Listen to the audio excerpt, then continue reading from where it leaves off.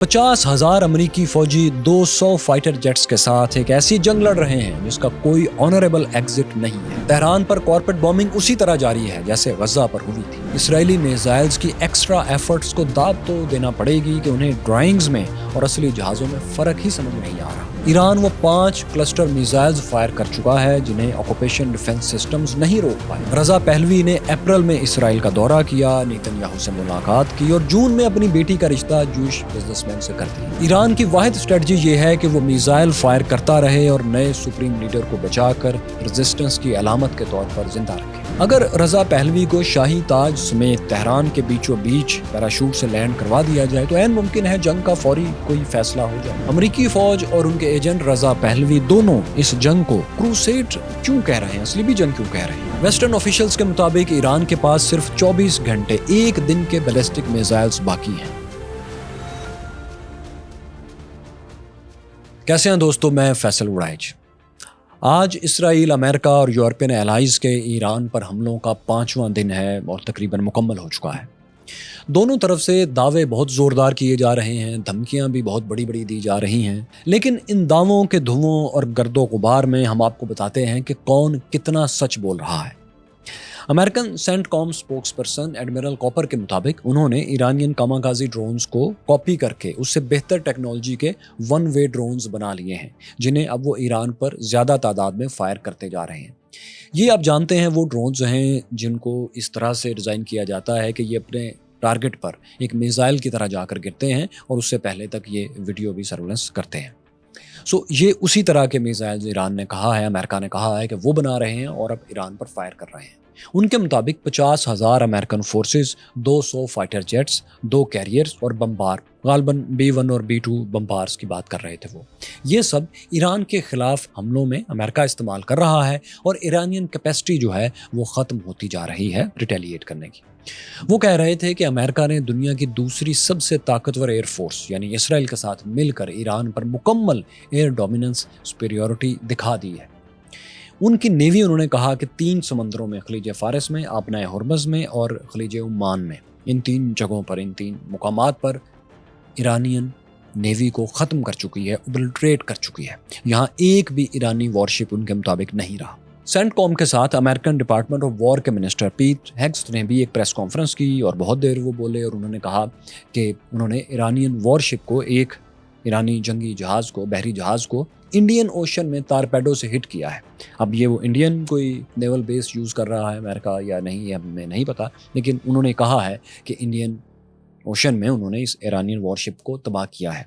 अब ये वो वॉरशिप्स हैं जो ईरान ने अलग अलग इलाकों में, अलग अलग मुकामात पर बहर हिंद में फैला दी थी ताकि दुश्मन को इन्हें तलाश करने में कुछ वक्त लगे और उसको इनको तलाश करना मुश्किल हो। ये एक जगह पर होंगी तो जाहिर है आसानी से टारगेट हो जाएंगे।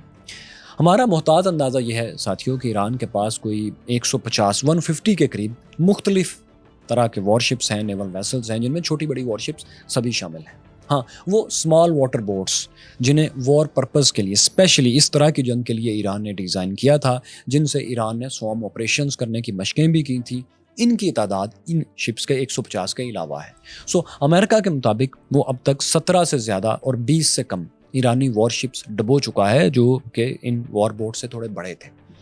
ये उनका दावा है और इन दावों की वीडियोस भी अमेरिकन डिपार्टमेंट्स ने शेयर की हैं ऑनलाइन भी और अपनी प्रेजेंटेशन में भी, और हमें यकीन है कि ईरानी नेवी के ये जहाज़ वाकई अमेरिका ने तबाह किए होंगे। लेकिन इसमें मसला ये है कि बड़े ईरानियन वॉरशिप्स तो सिटिंग डक्स थे इस किस्म की वॉर में। सभी जानते थे कि अमेरिकन और इसराइली प्लस यूरोपियन सपोर्ट के सामने ईरानी शिप्स ये बिल्कुल महफूज नहीं रहेंगे। ईरान भी अमेरिकन पावर से मुकाबले के लिए इन्हें नहीं बल्कि स्मॉल मिजेट सबमरीन्स को और वाटर वॉर बोट्स को, जो छोटी जंगी उसकी कश्तियाँ हैं, उन पर ज़्यादा भरोसा कर रहा था। यही वो एसेट है जिसके ज़रिए ईरान ने अमेरिका के लिए जंग को तवील बनाना था और वो बना रहा है, अब तक तो वो ये कर रहा है। जब इनका और स्मॉल वार बोट्स का ईरान खात्मा शुरू करेगा, यानी इन सबमरीन्स का और इन स्मॉल बोट्स का, तब आप समझिएगा कि ईरानियन रेजिस्टेंस कम हो रही है और जंग एक और टर्न ले रही है, किसी डिसाइसिव एंगल पर मुड़ रही है। अब तक अमेरिकन ब्रीफिंग के एतबार से फ़िलहाल इतनी हकीकत ज़रूर है कि ईरान का आज फिर बहुत ज़्यादा जानी और माली नुकसान हुआ है। ईरान ने बहुत ज़्यादा लूज़ किया है आज। ईरानियन कैपिटल तेहरान पर इसराइल की तरफ से कॉर्पोरेट बमिंग भी की गई है, इनडिस्क्रिमिनेट मिसाइल फायर किए गए हैं पूरे शहर में और बाकी शहरों में भी वीडियोस जारी की गई हैं और ईरान में हलाकतों की तादाद 145 से बढ़ चुकी है अल जज़ीरा के मुताबिक, और ईरानियन ऑफिशियल्स के मुताबिक 170 से कुछ ऊपर हो चुकी है। तेहरान को बार बार खाली कर देने का ऑर्डर एग्रेसिव पावर्स की तरफ से दिया जा रहा है क्योंकि वो इसे एक एक्टिव वॉर जोन करार दे चुके हैं, यानी सारे को वो फ्लैट करने का एक तरह से ऐलान कर चुके हैं। अमेरिका के अलावा इसराइली ऑक्यूपेशन फोर्सेस ने भी कुछ वीडियोस शेयर की हैं और यहाँ सूरत हाल थोड़ी दिलचस्प हो जाती है। वो ये कि ईरान पर हमलों की जो वीडियोस इसराइली ऑफिशियल्स अपने अकाउंट्स से शेयर कर रहे हैं उन पर काफ़ी तबसरे और तंज भी हो रहे हैं। जैसे कि ये वीडियो आप देखें जिसमें इसराइली फोर्सेस एक हेलीकॉप्टर पर बम गिराते हैं और इसे बताते हैं कि ये MI हेलीकॉप्टर है ईरानी सिक्योरिटी फोर्सेस का, जिसे हमने कामयाबी से तबाह कर दिया। इसके अलावा फिर वो पुराने ईरानी F-14 फाइटर जेट्स की वीडियोस भी दिखाते हैं जिनके ऊपर इनके मिसाइल्स गिर रहे हैं और वो तबाह हो रहे हैं, इस तरह वो बता रहे हैं वीडियोस में और दिखा रहे हैं। एक बात तो ये कि ये ईरानियन फाइटर जेट्स जो हैं ये सही हालत में भी हों तो किसी काम के नहीं, लेकिन ये एक्चुअली जहाज़ हैं ही नहीं जिन्हें वो तबाह कर रहे हैं, बल्कि ज़मीन पर ड्राइंग्स हैं जिनको वो हिट कर रहे हैं। आप इन दोनों वीडियोस को गौर से देखें तो बम गिरने और फटने के बाद भी किसी मौके पर आपको हेलीकॉप्टर के परों में, विंग्स में या जेट्स की साइड्स में कोई थोड़ा सा इर्तियाश, कोई हलचल भी नज़र नहीं आएगी। इससे नतीजा निकाला जा सकता है कि ऐन मुमकिन है, ज़्यादा इम्कान ये है कि ये डिकॉय था, ये 3D स्टाइल में पेंटिंग्स थी जो ईरानी फनकारों ने इसराइली अमरीकी हमलावरों को धोखा देने के लिए ज़मीन पर बनाई थी, और चाइना ने इनको बहुत से डिकॉय भी फ्राहम किए थे जिनको इन्होंने मुख्तलिफ जगहों पर खड़ा किया था। ऐसी तस्वीर जानबूझकर बनाई गई कि अगर उनको बुलंदी से देखें तो उनके शेड्स और शैडोज नज़र आएँ ताकि धोखा हो कि ये असली हैं और उन पर ये अपने बम गिराकर, मिसाइल गिराकर अपना कुछ नुकसान करें। इसके बरक्स इसराइली अकाउंट्स इस अमल की इसकी वजाहत यूँ पेश करते हैं कि उन्होंने दरअसल बहुत कम एमुनेशन से ये इन टारगेट्स पर फायर किया है ताकि कम से कम खर्च में ज़्यादा से ज़्यादा हेलीकॉप्टर्स तबाह किए जा सके। बारूद थोड़ा था इसलिए हलचल नहीं हुई और विंग्स नहीं हिले।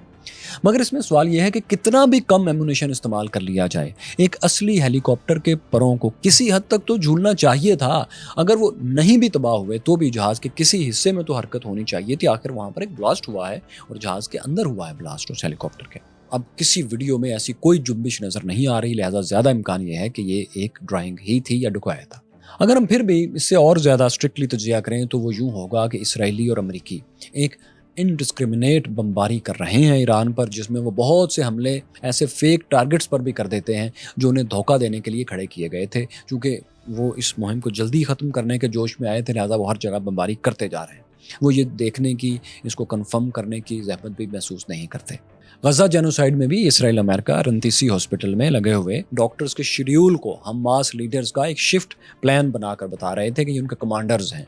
और बता रहे थे कि ये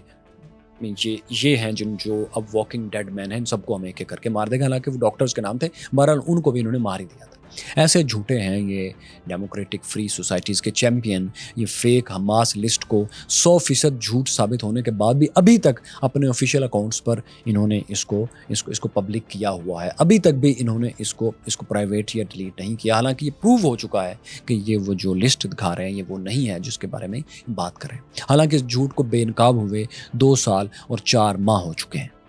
अब ईरान में भी दोस्तों वो यही गजा जेनोसाइड वाली प्ले बुक ही रिपीट कर रहे हैं कि जहां इनडिस्क्रिमिनेट बमबारी कर रहे हैं और उसमें फेक, जेन्युइन और ह्यूमन तमाम टारगेट्स को हिट करते जा रहे हैं। स्कूल्स को भी हिट कर रहे हैं और डेकॉय को भी, ड्राइंग्स को भी और असली को भी ज़ाहिर है। ये दोस्तों अमेरिकन इसराइली एग्रेशन में आज है जो कुछ हुआ है, और इसके जवाब में रिटेलिएशन में ईरान की तरफ से भी कुछ जवाब कहा है।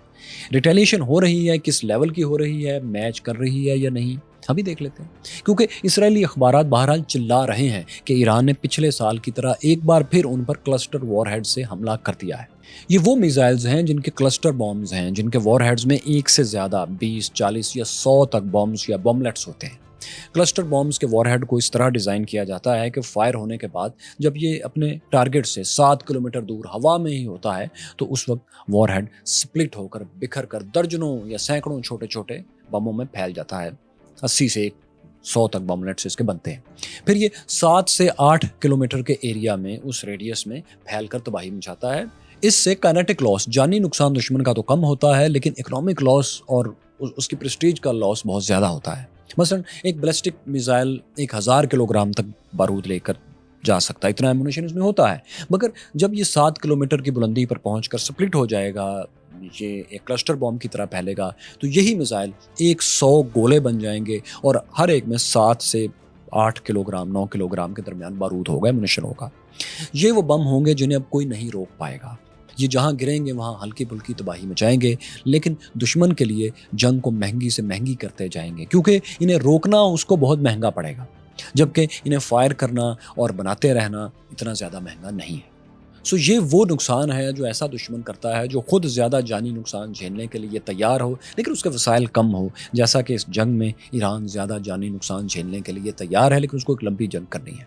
ईरान लंबे वक्त तक क्लस्टर मिसाइल फायर कर सकता है, जबकि इसराइल को हर मिसाइल रोकने के लिए मिलियंस ऑफ डॉलर्स का स्टील फूंकना पड़ेगा, महंगे मिसाइल फायर करने पड़ेंगे। जैसे ही उसके डिफेंस मिसाइल स्टॉक्स कम होते हुए नजर आएंगे, कहीं ना कहीं एक सुपरसोनिक हाइपरसोनिक मिसाइल भी ईरान की तरफ से आकर उनके कमांड एंड कंट्रोल स्ट्रक्चर को या फिर जो भी उनका टारगेट होगा उसको हिट कर सकेगा, करेगा, क्योंकि क्लस्टर बॉम्ब्स इसराइल के, अमेरिका के डिफेंसेस को एग्जॉस्ट कर चुके होंगे उस वक्त तक। तो ये उसका फ़ायदा है जो ईरान हासिल करना चाहता है और कर रहा है। अब वो अपने बड़े मिसाइल कितने संभाल कर रख सकता है और उनको कब चलाएगा, ये आप और हम दोनों मिल के देखेंगे। लेकिन बकौल इसराइल, ईरान अब तक उस पर 5 क्लस्टर मिसाइल्स फायर कर चुका है, जिसके सैकड़ों बॉम्बलेट्स उसके मुख्तलिफ जगहों पर फैले हुए हैं। पिछले साल जून में भी ईरान ने 7 इसराइली शहरों पर 7 टारगेट्स पर क्लस्टर मिसाइल्स फायर किए थे। मई 2023 में ईरान ने खुर्म शहर मिसाइल का बैलिस्टिक मिसाइल का तजर्बा किया था, गजा जेनोसाइड शुरू होने से कुछ माह पहले। ये वही मिसाइल है जो क्लस्टर बॉम्ब ले जाने की सलाहियत भी रखता है। दोस्तों, सेंट्रल ऑक्यूपेशन में तल अवीव में जो अगर हम फासला नापें तेहरान से तल अवीव का, तो ये कोई 1500 किलोमीटर बनता है। यानी ईरान अगर ये खुर्म शहर मिसाइल 2000 किलोमीटर तक मार करने वाला ये अपने ईस्टर्न बॉर्डर से भी फायर करे तो भी इसराइल में अपने टारगेट को हिट कर सकता है। वेस्टर्न और सेंट्रल रीजन से भी जाहिर है वो फासला इससे कम बनता है। इसके अलावा उसके पास long range, medium to long range कदर मिसाइल भी मौजूद हैं, जो उसने पिछली बार फायर भी इसराइल पर किए थे। इसके पास दुबई में ज़ायनिस्ट हेडक्वार्टर्स पर और मोसाद इंटेलिजेंस ऑफिस को हिट करने के लिए जुल्फ़कार के शॉर्ट रेंज मिसाइल भी मौजूद हैं, और ये तमाम के तमाम क्लस्टर बॉम्ब्स वॉरहेड ले जा सकते हैं। ये वो सब मिसाइल हैं जिनके तजर्बे ईरान कर चुका है और इन्हें माजी में फायर भी कर चुका है। खुर्म शहर जो 80 बॉम्बलेट्स ले जा सकता है, उसे तो ईरान ने बैटल ऑफ जून में 14 जून को इसराइल के खिलाफ मिलिट्री हेडक्वार्टर पर फायर भी किया था। शायद आपको याद हो, जब पूरा वेस्टर्न मीडिया तल अवीव के पास उसके सामने प्लाजा की एक दीवार को मुसलसल दिखा रहा था कि ये प्लाजा है जहां ईरान ने हिट किया है, लेकिन वो दोनों मिलिट्री ऑफिस नहीं दिखा रहा था जो एक्चुअली निशाना थे और जिनके बीच में ये प्लाजा था। किसी भी हमले की सूरत में इस प्लाजे का हिट होना यकीनी था, और कौन कह सकता है कि इस अपार्टमेंट में, इस बिल्डिंग में, अपार्टमेंट प्लाजा में वही ऑफिस, वही ऑफिसर्स मौजूद ना हों जो इन मिलिट्री ऑफिस में काम करते थे। सो दोस्तों, ये अब तक ईरान की तरफ से किए गए मुख्तसर रिटेलिएशन की कहानी है, जिसमें इसराइली हलाकतों की कुल तादाद इन 5 दिनों में अब तक 12 और अमेरिकन की 6 है, जो कुवैत में हो गई थी पहले ही दिन। अगर सिर्फ हम हलाकतों को देखें तो एलाइज ईरान का बहुत ही ज़्यादा नुकसान कर चुके हैं, लेकिन अभी लड़ाई ख़त्म नहीं हुई। अमेरिकन प्रेसिडेंट डोनाल्ड ट्रंप कह तो रहे हैं कि ईरान जंग बंद करने के लिए मुज़ाकरात चाह रहा है, मगर दूसरी तरफ हकीकत ये भी है कि इसराइली एक्सट्रीमिस्ट राइट विंग का अखबार वायनेट कुछ और कोट कर रहा है। वो कह रहा है कि अमेरिका ने आयतुल्लाह को टारगेट करने के फ़ौरन बाद इटली के ज़रिए ईरान को पेशकश की थी कि यहीं सीज़ फायर कर देते हैं और मुज़ाकरात शुरू कर लेते हैं, मगर ईरान ने आउटराइटली रिजेक्ट कर दिया था। बल्कि एक्सट्रीम राइट विंग अमेरिकन अखबार वॉल स्ट्रीट जर्नल की तरफ से ये खबर भी शाया कर दी गई कि security council head Ali Larijani ने अमेरिका को मुज़ाकरात की ऑफ़र कर दी है कि आप जल्दी जल्दी मुज़ाकरात के लिए आइए, हम जंग बंदी के लिए तैयार हैं। इसी खबर के अरबी वर्जन को जो फिर अल जज़ीरा में उन्होंने इसको शाया किया, तो उस पर अली लारीजानी ने अपने अकाउंट से कोट को किया और उसको रीशेयर किया, रीट्वीट किया और लिखा कि हम अमेरिका से मुज़ाकरात नहीं चाहते, हम मुज़ाकरात नहीं करेंगे। अब जब ये प्रोपेगेंडा और जल्दी जल्दी जंग लपेटने की प्लानिंग कामयाब नहीं हुई, तो जाहिर है डोनाल्ड ट्रंप परेशान हुए। उनका पहला वेनेजुएला स्टाइल प्लान जो ईरान में भी था कि यहाँ के हेड को भी हलाक कर देंगे तो ये मुज़ाकरात के लिए मान जाएंगे, जैसे वेनेजुएला मान गया, तो ये प्लान उनका मुकम्मल नाकाम हो गया। इसीलिए दूसरे दिन डोनाल्ड ट्रंप के जो लहजे में तनतनाहट में घबराहट थी, वो पैनिक हुए थे। उसकी वजह यही थी कि उन्हें कुछ और बताया गया था, लेकिन मुज़ाकरात नहीं शुरू हो पा रहे थे और जंग अब लंबी होने जा रही थी, और ज़ाहिर है वो वही दिन था जब उनके कुछ सोल्जर्स भी मारे गए थे। اس کے باوجود یہاں سوال یہ پیدا ہوتا ہے کہ اگر ایران اس وقت اسرائیل کو بڑا نقصان نہیں پہنچا پا رہا تو کیا اس کے پاس کوئی اسٹریٹجی تھی ہی نہیں؟ اگر نہیں تھی تو اس نے اپنے سے کئی 100 گنا بڑی ملٹری پاور کے ساتھ پھر سینگ پھنسانے کی ضرورت کیوں محسوس کی؟ ہمارے خیال میں جو اس وقت ہمیں نظر آ رہا ہے اسٹریٹجی اس کے پاس تھی، اور جو اس وقت نظر آ رہی ہے اس کو ٹرانسلیٹ کریں تو ہمیں ایک اسٹریٹجی اس کی ہے جس کو ہم ایکسپلین کر سکتے ہیں، اس کو جو ان کا ایکشن ہے اس کو دیکھنے کے بعد۔ اس کا آغاز تب ہوتا ہے جب ایرانین سپریم لیڈر نے تمام انٹرنیشنل اور نیشنل اور اپنی ایجنسیز کی وارننگز کے باوجود اپنے آفس کو چھوڑنے سے انکار کر دیا اور کسی محفوظ جگہ پر جانے سے انکار کر دیا، جس کے بعد پھر ان کو کامیابی سے ٹارگٹ کیا گیا اور ان کی لاش کے گرد تمام ایرانی عوام بجائے بکھرنے کے جمع ہو گئی۔ ایرانین مذہبی لیڈرشپ جن کی حکومت وہاں پر ہے، ان سے اختلافات رکھنے والے بھی آپسی اختلافات بھلا کر اپنے لیڈر کی قربانی کو رائے گاہ جانے سے بچانے کے لیے اکٹھے ہو گئے، متحد ہو گئے، یعنی جو مذہبی گروپ ہے ایران کا وہ۔ اس کے بعد اس اسٹریٹجی کا دوسرا حصہ ہمیں وہاں پر نظر آتا ہے کہ پورے خطے میں امریکہ کے ملٹری، ڈپلومیٹک اور اکنامک انٹرسٹس کو نقصان پہنچایا جائے۔ ان میں اسرائیل سے لے کر اردن، شام، عراق، کویت، بحرین، قطر، یو اے ای، سعودی عرب اور عمان میں ہر جگہ ان تینوں امریکی پوزیشنز کو ٹارگٹ کرنا شامل تھا۔ لیکن اس دوسرے مرحلے میں جو میزائل اس نے فائر کیے جانے تھے وہ ان کے نزدیک میڈیم پاور ہی کے ہونا تھے۔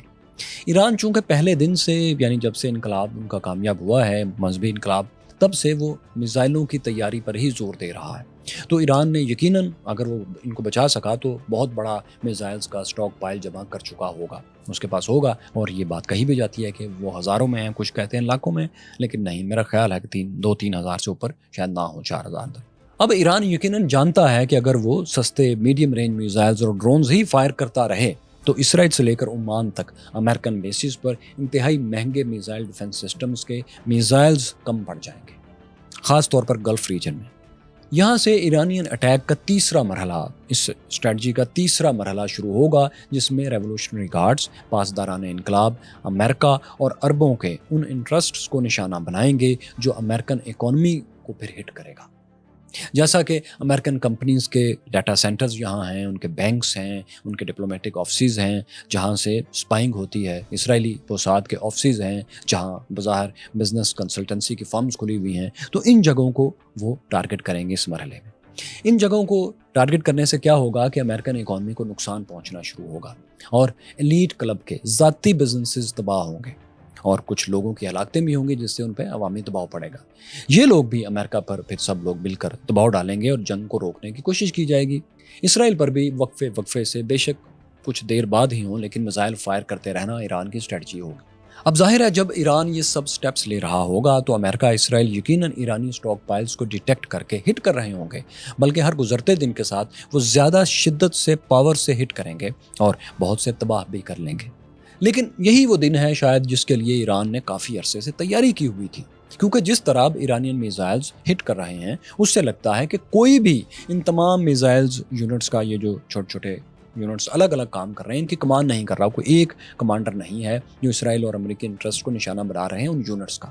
ان سب کو پہلے سے کچھ ٹاسک سونپ کر الگ الگ جگہوں پر پھیلا دیا گیا تھا۔ اب یہ ایک گوریلا فائٹ کی طرح اپنے اپنے یونٹ سے، اپنی پوزیشن سے ہٹ کر رہے ہیں۔ دوسرے الفاظ میں اس وقت کوئی ایرانی کمانڈر ان چیف نہیں ہے جس کا کمانڈ اینڈ کنٹرول سسٹم قائم ہو اور وہ اسرائیل پلس گلف سٹیٹس پر برستے بم رکوا سکے یا ایک ہی دفعہ آرڈر دے سکے۔ ڈونلڈ ٹرمپ کے ڈانسنس میں اتنی بات نہیں آئی کہ جنگ رکوانے کے لیے، آخری مذاکرات کے لیے ٹاپ لیڈرشپ چاہیے ہوتی ہے۔ اسی لیے سپریم کمانڈر یا پریزیڈنٹس کو عام طور پر جنگوں کے دوران بھی نشانہ نہیں بنایا جاتا، کیونکہ آخر میں پھر آپ نے ڈائلاگ بھی تو کسی سے کرنا ہے، کوئی رہے گا تو اس سے آپ ڈائلاگ کریں گے نا۔ آپ دیکھ لیں کہ سیکنڈ ورلڈ وار میں جاپان کے ٹاپ جنرل کو، یاماموٹو کو، جہاز میں بم سے اڑا دیا گیا تھا جنہوں نے پرل ہاربر کیا تھا۔ پھر جاپان کے 2 شہروں پر ایٹم بم برسا دیے گئے تھے، مگر شہنشاہ جاپان ہیروہیٹو کو کچھ نہیں کہا گیا تھا۔ کیا مشکل تھا اسے مارنا؟ نہیں، بس سیاسی فیصلہ تھا کہ اسے نہیں مارا جائے گا تاکہ آخری ڈائلاگ ہو سکے، ہتھیار ڈالنے کے لیے کوئی تو ہو جو حکم دے سکے۔ تو خیر، ہم کہہ رہے تھے دوستوں کہ ایران کے اس وقت جو گروپس فائٹ کر رہے ہیں امریکہ، اسرائیل اور یورپین الائنس کے خلاف ریٹیلیٹری سٹرائکس کر رہے ہیں، ہمارے خیال میں یہ الگ الگ غیر منسلک، سیپریٹ اینڈ انڈیپینڈنٹ گروپس ہیں جو لوز کمان میں ایکٹ کر رہے ہیں۔ ان کے ذمہ صرف 2 آپریشنل ڈیوٹیز ہیں جن سے ایک اسٹریٹجک آبجیکٹیو انہوں نے حاصل کرنا ہے۔ پہلا آپریشن انہوں نے یہ کرنا ہے کہ اسٹریٹ آف ہرمز کو، آبنائے ہرمز کو بند رکھنا ہے، کیونکہ یہ جتنی دیر بند رہے گی global energy traffic, oil prices اور ڈپلومیٹک پریشر انٹرنیشنلی بڑھتا ہی جائے گا۔ دوسرا آپریشن ان کے ذمہ یہ ہے کہ کسی طرح بھی مزاحمت ختم نہیں ہونے دینی، ریزسٹنس جاری رکھنی ہے، ریٹیلیٹری اسٹرائکس کرتے جانا ہے، چاہے اس کی انٹینسٹی کم ہی کیوں نہ ہو، لیکن اس کو بند نہیں کرنا۔ ویسٹرن آفیشلز کے مطابق تو ایران کے پاس 24 گھنٹے کا ایک اسٹاک پائل، بیلسٹک میزائلز کا اسٹاک پائل باقی بچا ہے، ایک دن سے زیادہ وہ فائر نہیں کر سکیں گے، یہ ویسٹرن آفیشلز کہہ رہے ہیں، اسرائیلی اخبارات چھاپ رہے ہیں۔ دیکھتے ہیں ان کی انٹیلیجنس کتنی درست ہے، کیونکہ 24 سے 48 گھنٹوں میں اس خبر کی تصدیق یا تردید عملاً ہو جائے گی۔ فی الحال تو ہمارے اندازے میں اگر ایران یہ دونوں کام کر لیتا ہے، یہ دونوں آپریشنز کر لیتا ہے، یعنی اٹیکس کسی نہ کسی طرح جاری رکھتا ہے، چھوٹے چھوٹے ہی صحیح، اور آبنائے ہرمز بند رکھنے میں کامیاب ہوتا ہے، تو اسے اسٹریٹجک آبجیکٹو یہ حاصل ہو جائے گا کہ امریکہ کلیئر وکٹری تک نہیں پہنچ پائے گا۔ وہ خطے سے ابراہم لنکن ایئر کرافٹ کیریئر اور اس کا پورا اسٹرائک گروپ ہٹا نہیں سکے گا ابھی فوری طور پر، اور وہ ہر روز اکنامکلی نقصان اٹھاتا جائے گا، گلوبل امیج اس کا تباہ ہوتا چلا جائے گا، اور آخر کار اسے اسی ایرانی حکومت سے کوئی معاہدہ کر کے ایک دن واپس جانا پڑے گا، جو کہ ایران کی وکٹری ہوگی، امریکہ کی نہیں۔ تو مختصراً یوں کہ ایرانی اسٹریٹجک آبجیکٹو اس وقت یہ ہے کہ امریکہ کو انگیج رکھا جائے، آبنائے ہرمز بند رکھی جائے، ریزسٹنس برقرار رکھی جائے۔ لگتا ہے ڈونلڈ ٹرمپ کو کسی نے یہ کہہ دیا ہے کہ امریکن ملٹری بوٹس اس قابل ہیں کہ وہ آبنائے ہرمز کے 33 کلومیٹر چوڑائی والے راستے کو اس طرح کلیئر کروا سکتے ہیں کہ ہر کارگو شپ کے ساتھ، آئل ٹینکر کے ساتھ امریکن ایک بوٹ چلی جائے گی تو یہ راستہ کھل جائے گا۔ وہ اتنے سادہ ہیں کہ انہوں نے یہ بات مان کر میڈیا میں آ کر کہہ بھی دی ہے۔ حالانکہ آبنائے ہرمز اس طرح کبھی مستقل نہیں کھلے گی، یہ نارمل ٹرانسپورٹ نہیں ہوگی کہ ہر کارگو شپ اور آئل ٹینکر کے ساتھ امریکی جہاز بھی جا رہے ہیں۔ جی ہاں، اس راستے کو محفوظ بنانے کے لیے اس کے کناروں پر سینکڑوں کلومیٹر تک ساحل محفوظ بنانا پڑیں گے، جس کے لیے امریکہ یا کسی نہ کسی کو بوٹس آن گراؤنڈ کرنا پڑیں گے۔ ایران میں گھس کر زمین پر آ کر قبضہ کرنا ہوگا، وہاں سے IRGC کا بھی مکمل خاتمہ کرنا پڑے گا، پھر جا کر کہیں لانگ ٹرم کے لیے آبنائے ہرمز محفوظ ہوگی، اور ہاں، وہاں سے مائنز بھی ساری صاف کرنی پڑیں گی۔ مگر اب تک ڈونلڈ ٹرمپ جو کہہ رہے ہیں وہ اس سے لگتا ہے کہ بوٹس آن گراؤنڈ ایک مشکل فیصلہ ہے ان کا، اگرچہ انہوں نے کہا کہ وہ بوٹس آن گراؤنڈ کا آپشن مسترد نہیں کر رہے، ایران پر اپنے فوجیوں کو اتارنے کا آپشن لے سکتے ہیں، مگر حقیقی طور پر وہ اس قسم کی جنگ سے بہرحال خوفزدہ تو ہیں کہ امریکن کسی جگہ لڑیں اور ان کی لاشیں گریں اور بہت دیر تک ان کو وہاں پر رکنا پڑے۔ ایک شارٹ آپریشن شاید وہ کہیں پر کر لیں، وہ ابھی سے پینک بہرحال ہو چکے ہیں جو نظر بھی آ رہا ہے، تو ہم یہ کیسے فرض کر لیں کہ وہ لانگ ٹرم کے لیے ایرانی ساحلوں کو محفوظ کرنے کے لیے، آبنائے ہرمز کو مستقل کھولنے کے لیے بھی اپنی فورسز زمین پر بھیجیں گے۔ ہاں، ایک میزائل ان کے پاس ایسا ہے جو اگر امریکہ کسی وقت چلا دے، اس کو بہتر استعمال کر سکے اور وہ چل بھی جائے، تو شاید امریکہ اسرائیل کو ڈیسائسو وکٹری مل جائے، ایران کو ایک ڈیسائسو شکست وہ دے پائے، اور وہ ہے رضا پہلوی کا تارپیڈو۔ اگر انہیں عین ایران کے درمیان میں اسی وقت پیراشوٹ سے اتار دیا جائے تو امریکہ یا ایران میں سے ایک یا دوسرے کی، دونوں میں سے کسی ایک کی ہار جیت کا فیصلہ فوری ہونے کا امکان بہرحال ہے۔ پرنس رضا پہلوی نہ صرف یہ کہ کمپرومائزڈ ہیں، بلکہ ان کے والد محمد پہلوی نے جس بات سے امریکہ کو خبردار کیا تھا، ان کا بیٹا اس ٹریپ میں آ چکا ہے، وہ اس ٹریپ میں کمپرومائز ہو چکا ہے۔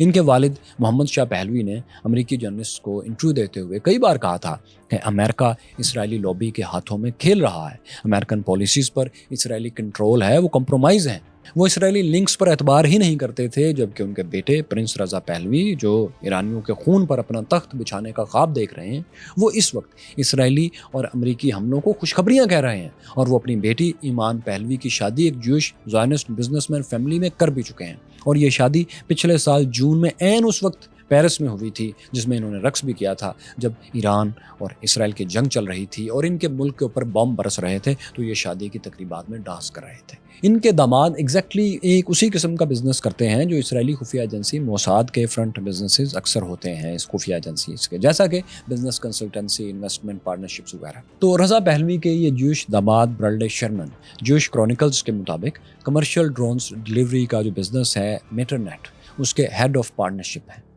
یہ زائنسٹ لابی کا 2 صدیوں سے ایک طریقہ ہے دوستوں کہ وہ کسی بھی سوسائٹی کے تمام لوگوں کو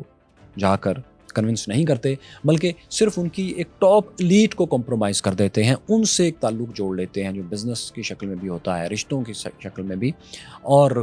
کمپرومائز بھی کرتے ہیں اپسٹین آئلینڈز کی طرح، پھر ان سے تعلق جوڑتے ہیں اور پھر اس تعلق کو استعمال کرتے ہیں، کیونکہ یہی جو top elite of the elite ہے یہی کرتا دھرتا ہوتی ہے، تو آسان ہوتا ہے تمام پبلک کو جا کے اپنا حامی بنانے کے بجائے چند ایک ٹاپ ایلیٹ کے لوگوں کو کمپرومائز کر لیا جائے، پھر ان سے کام لینا آسان ہو جاتا ہے۔ جیسے کہ آپ دیکھ لیجیے ڈونلڈ ٹرمپ کے داماد جیرارڈ کوشنر زائنسٹ ہیں، ٹاپ زائنسٹ ہیں، ان کی فرسٹ پرائورٹی اسرائیل ہے نہ کہ امریکہ۔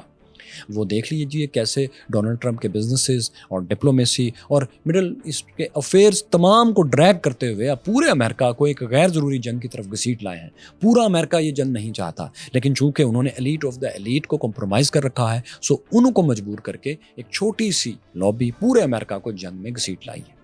یہی انویسٹمنٹ ایسا لگتا ہے کہ انہوں نے رضا پہلوی پر بھی کی ہے، اور ایگزیکٹلی وہ اس ٹریپ میں آ بھی چکے ہیں۔ دوستو، جودائزم، اسلام، ہندوازم، کرسچینٹی، مسیحیت، کسی مذہب میں دراصل خود سے کوئی برائی نہیں ہے، کسی آئیڈیالوجی میں خود سے کوئی برائی نہیں ہے۔ اصل مسئلہ وہاں ہوتا ہے جب کچھ ایک شارٹ گروپ، ایک چھوٹا سا ایک گروپ ایکسٹریم ریڈیکل اس مذہب یا اس آئیڈیالوجی میں بن جاتا ہے، اور وہ اپنی آئیڈیالوجی کو، اپنے ایکسٹریم آئیڈیاز کو باقی لوگوں پر اپلائی کرنے کے لیے لابنگ شروع کر دیتا ہے، جس سے پھر جنگیں لگتی ہیں، جس سے خون بہتا ہے اور بہت سے حقوق کی پامالی ہوتی ہے۔ ہم اس کی نفی کر رہے ہیں۔ ویلنگ وال پر جا کر اسرائیلی لابی کو خوش کرنے کا پرنس رضا پہلوی کا اقدام جودائزم سے اپنائیت نہیں، پولیٹیکل مدد کی بھیک تھی، جو کہ نظر آ رہا ہے۔ ورنہ یہ ٹوبی شاہ، ایران کے سو کالڈ خود ساختہ شہنشاہ میں اتنی دانش اگر ہوتی تو آج دو رشین پرینکسٹر نے جو ان کو 6 منٹ تک دھوکہ دیا ہے اور جرمن چانسلر کے ایڈوائزر بن کر ان کو میٹنگ میں انگیج رکھا ہے، یہ اس حماقت کا شکار نہ ہوتے۔ وہ پرینکسٹرز، رشین پرینکسٹر جن میں سے ایک کا نام ایڈولف تھا، وہ ان سے پوچھتے رہے کہ اگر آپ کو ایران میں اتار دیں تو کیسا رہے گا؟ انہوں نے جواب دیا کہ نہیں، وہ پہلے آپ IRGC کو اور انٹیلیجنس کو ایران کی اس کو ڈسمینٹل کریں، پھر مجھے آپ اتاریں گے تو لوگ مان لیں گے۔ پھر اسے سوال کیا کہ اگر جرمنی نے یہ فیصلہ کر لیا ہے کہ ہم بھی تہران پر اسرائیل امریکہ کے ساتھ مل کر بمباری کریں گے تو اس پر آپ کیا کہیں گے؟ رضا پہلوی فرماتے ہیں کہ جتنے ملک اس کروسیڈ میں شامل ہوں گے اتنا ہی اچھا ہوگا۔ جی ہاں، کروسیڈ کہا انہوں نے۔ آپ ابھی 3 منٹ 31 سیکنڈ پر یہ ویڈیو کا ایک چھوٹا سا کلپ دیکھ لیں، یہ انہوں نے خود لفظ کروسیڈ ادا کیا، آپ دیکھ سکتے ہیں، سن سکتے ہیں۔ Element for us to have more people joining in this crusade, and I'm glad if Germany is taking such a strong stance. I hope that others would follow suit. تو یہ آپ نے سنا کہ انہوں نے کروسیڈ کہا ہے اس کو۔ اب دوستو، امریکہ اس جنگ کو جس نقشے پر لڑ رہا ہے اس کے مطابق پہلے مرحلے میں اسرائیل نے اسیسینیشنز، ٹارگٹ کلنگز کی، جس میں وہ ماسٹر ہے، اور امریکہ نے IRGC کے ہیڈ کوارٹرز اور میزائل لانچنگ پیڈز کو تباہ کیا۔ جبکہ دوسرے مرحلے میں اب اسرائیل نارتھ ایران پر، شمالی ایران پر بمباری کر رہا ہے، جس میں کیپٹل تہران بھی شامل ہے، وہاں بھی بمباری اسرائیل کر رہا ہے، اور امریکہ ساؤتھ ایران میں بومبنگ کر رہا ہے۔ جبکہ امریکہ اس وقت ایرانین نیوی کو تباہ کرنے کا ایک اضافی ٹاسک بھی بیبی کے بہاف پر پورا کر رہا ہے۔ اس جنگ میں امریکن فوجیوں کو کہا جا رہا ہے کہ آپ ایک مقدس مشن پر ہیں، یہ کروسیڈ ہے، یہ صلیبی جنگ ہے جو آپ لڑ رہے ہیں۔ نیوز ویک میں، ڈیلی میل میں اور دوسرے برطانوی اور امریکی اخباروں میں، عربی اخباروں میں یہ خبر چھپی ہے کہ امریکی بعض کمانڈرز نے اپنے فوجیوں کو بتایا ہے، ان کو کنونس کرنے کی کوشش کی ہے کہ ایران کے ساتھ جنگ بائبل کی پیشگوئیوں، پریڈکشنز یعنی آرماگیڈون کے مطابق ہو رہی ہے یہ جنگ، اور یہ خبر اخبارات کو ان امریکی سولجرز نے آ کر دی ہے جنہیں ایسا کہا جا رہا تھا۔ اب یاد کریں کہ امریکن ڈپارٹمنٹ آف وار کے سربراہ جو ہیں، ہیڈ جو ہیں، پیٹر ہیگسٹ، اپنے جسم پر کروسیڈز کے انہوں نے پورے جسم پر ٹیٹوز بنوائے ہوئے ہیں۔ کروسیڈ آپ جانتے ہیں کہ 11ویں صدی کی 11ویں سینچری کی وہ جنگ ہے جو کرسچنز فنڈامنٹلسٹ نے مسلمانوں اور یہودیوں کے خلاف، ان دونوں کے خلاف شروع کی تھی، کیونکہ یہودیوں کو مسلمان پناہ دیا کرتے تھے اپنے علاقوں میں، لیکن بعد میں یہ جنگ صرف مسیحیت اور اسلام کے درمیان رہ گئی تھی۔ پیٹر ہیگس نے ایک نہیں 3 کروسیڈز کے بڑے بڑے ٹیٹو جو اس کی علامتیں ہیں وہ بنوا رکھی ہیں اپنے باڈی پر، وہ دکھاتے رہتے ہیں ان کو۔ یہ تینوں وہ سمبلز ہیں جو 11ویں صدی میں کروسیڈرز استعمال کیا کرتے تھے مسلمانوں کے خلاف جنگیں کرنے میں۔ By the way, pet hex نے ایک پوری کتاب بھی اسی نام سے، امریکن کروسیڈ کے نام سے لکھ رکھی ہے۔ 2019 میں 2019 میں نیوزی لینڈ میں جس شخص نے مسجد میں جا کر فائرنگ کی تھی اور 50 سے زیادہ لوگوں کو ہلاک کیا تھا، اس نے بھی اپنے ویپنز پر ہنگیرین کروسیڈ سائنز بنائے ہوئے تھے، نام لکھے ہوئے تھے۔ جارج بش کے منہ سے بھی 9/11 کے بعد افغانستان پر حملے کے وقت یہی لفظ کروسیڈ نکلا تھا جب وہ اپنے لوگوں سے خطاب کر رہے تھے۔ اور آج پھر امریکن سولجرز رپورٹ کر رہے ہیں کہ ان کے کمانڈرز انہیں بریفنگ کے دوران بائبل کے آخری باب جو نیو ٹیسٹمنٹ ہے اس کے آخری باب کتاب مکاشفہ بک آف ریولوشنز کا حوالہ دے رہے ہیں اور کہہ رہے ہیں کہ جو لڑائی دنیا کے خاتمے سے پہلے لڑی جانی تھی، آرماگیڈون، مڈل ایسٹ کی جنگ، اسی خدائی منصوبے کا ایک حصہ ہے، part of a bigger holy God's plan ہے، خدا کے مقدس بڑے پلان کا یہ ایک حصہ ہے۔ امریکن ملٹری ہی کی ایک تنظیم ملٹری ریلیجیس فریڈم فاؤنڈیشن کے مطابق 1-2 نہیں 200 فوجیوں نے 200 فوجیوں نے آ کر یہی رپورٹ کیا ہے کہ ہمیں کمانڈرز یہ کہہ رہے ہیں۔ امریکن کانسٹیٹیوشن کے اعتبار سے، آئین کے اعتبار سے تو ریاست اور مذہب الگ الگ ہیں، عملاً جو بھی ہو رہا ہے، لیکن کانسٹیٹیوشن میں وہاں یہی ہے۔ امریکن فوجی بھی اسی اصول کے تحت، امریکن ملٹری پینٹاگن اسی اصول کے تحت ایکشنز کرنے کی پابند ہے، کم از کم آن پیپر یہی صورتحال ہے۔ لیکن سینکڑوں فوجیوں کی شکایات بتا رہی ہیں کہ امریکن ملٹری ایک مذہبی مائنڈ سیٹ کا شکار ہوتی چلی جا رہی ہے۔ ویسے کیوریس فیلوز آپ کو مختصراً بتا دیں کہ آرماگیڈن کا تصور بائبل کے مطابق یہ ہے کہ دنیا کے خاتمے سے پہلے ایک بہت بڑی جنگ ہوگی، اور یہ جنگ مڈل ایسٹ میں، مشرق وسطیٰ میں ہوگی، جس کے بعد پھر جیسس حضرت عیسیٰ دنیا میں تشریف لائیں گے۔ امریکہ میں ایونجیلیکل کرسچنز کا جو طبقہ ہے وہ یہ مانتے ہیں کہ فلسطین میں بیت المقدس کی جگہ جب یہودی تھرڈ ٹیمپل تعمیر کر لیں گے تو اس کے بعد پھر جیسس دنیا میں تشریف لائیں گے۔ اسی بنیاد پر وہ پھر پوری دنیا میں تبلیغ بھی کرتے ہیں، یورپ میں اور امریکہ میں، کہ اسرائیل کی حمایت ہر کرسچن پر، ہر مسیحی پر فرض ہے، یہ اس کا مذہبی فریضہ ہے کہ اسرائیل کی حمایت کرے اور ان کے ہر ایکشن کی حمایت کرے۔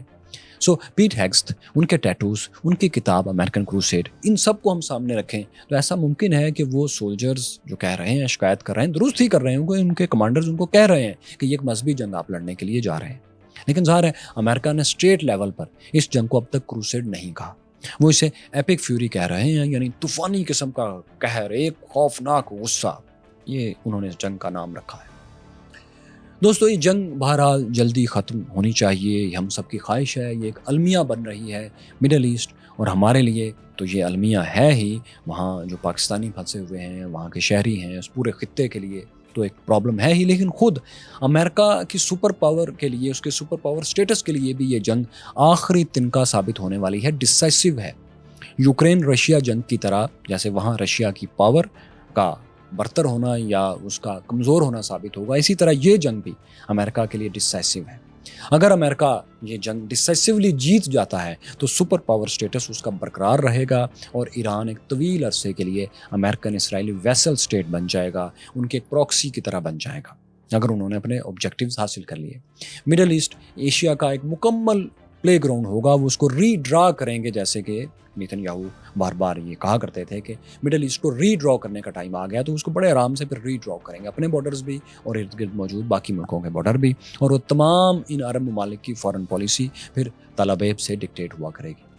پاکستان اور ترکی کے لیے بھی یہی ماڈل اپنایا جائے گا۔ لیکن اگر امریکہ اس جنگ میں اپنے آبجیکٹیوز حاصل کرنے میں ناکام رہتا ہے، اسے بیچ میدان سے واپس جانا پڑتا ہے، تو امریکن سپر پاور سٹیٹس بہت ڈاؤن گریڈ ہو جائے گا۔ امریکن پولیٹکس پر اس کے اثرات خوفناک ہوں گے، اور اس کے بیبی کی پوزیشن بھی مڈل ایسٹ میں بہت کمزور ہو جائے گی، جبکہ ایران خطے کی ایک طاقت بن کر ابھرے گا، اور اگر ایران کو کامیابی ملتی ہے تو پھر جو بھی ایران کے سپریم لیڈر ہوں گے وہ پورے خطے کی ایک پاورفل شخصیت ہوں گے۔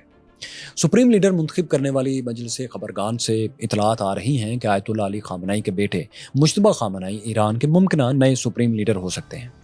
مجتبیٰ خامنائی کو کافی عرصے سے پاسداران انقلاب اور مذہبی حلقوں میں بہت اثر و رسوخ رکھنے والی شخصیت کہا جا رہا تھا، اور ان کو کہا جا رہا تھا کہ شاید یہ لیڈر بن جائے۔ انہوں نے قم کے مذہبی مدارس میں تعلیم حاصل کی ہے، اور ایران عراق جنگ کے دوران وہ لڑے بھی ہیں کچھ رضاکار کے طور پر۔ کہا جاتا ہے کہ وہ اعلیٰ مذہبی مرتبہ نہیں رکھتے، جو آئینی طور پر سپریم لیڈر کے لیے ایک شرط ہے۔ سو اس پر بھی کمپرومائز کیا جائے گا اگر وہ ٹاپ لیڈرشپ میں آتے ہیں، اور یہ بھی تنازع پھر اٹھ سکتا ہے کہ ایران ایک خاندانی بادشاہت سے رضا پہلوی کے بعد تو نکل گیا، لیکن خاندانی پاپائیت کی طرف کیوں بڑھ گیا؟ تو یہ دوسرا اعتراض مجتبیٰ پر ہو سکتا ہے، ان پر اگر وہ سپریم لیڈر بنتے ہیں مجتبیٰ خامنائی۔ دیکھتے ہیں کیا ہوتا ہے، کیونکہ وقت نے آج تک ایک پرومس تو پورا کیا ہے کہ وہ آپ کو سرپرائز کرتا ہے۔ وقت کا یہ وعدہ نہیں ہے کہ اچھا جیتے گا اور برا ہارے گا، وقت کا یہ وعدہ ہے کہ وہ آپ کو سرپرائز کرے گا، اور یہ وعدہ وقت نے ہمیشہ پورا کیا ہے۔ دوستو، ہماری پیشگوئی، ہماری پریڈکشن یہ ہے کہ اس جنگ کو ڈیسائسو ہونا ہی ہے، یہ جنگ فیصلہ کن ہی ہوگی، بھلے ایک لمبی چوڑی طویل لڑائی کے بعد، گوریلا فائٹ اور اٹیکس کے بعد ہو، یا پھر دونوں بڑی طاقتوں میں سے جن کے پاس ایٹم بم ہے وہ خدا نخواستہ ایٹم بم استعمال کر کے اس کو ڈیسائسو کریں۔ امریکہ نے اس سے پہلے بھی جوہری ہتھیاروں کا استعمال کیا ہے، اس نے کہاں کیا ہے، کیوں کیا ہے، آپ سب جانتے ہیں، لیکن یہ کہانی تفصیل سے آپ ہماری اس اوپن ہائمر سٹوری میں جان سکتے ہیں۔ یہاں آپ ایران عراق جنگ کی تفصیلات بھی ایک بار ضرور دیکھیے تاکہ ایران کا بیٹل سٹائل آپ کو سمجھ آئے۔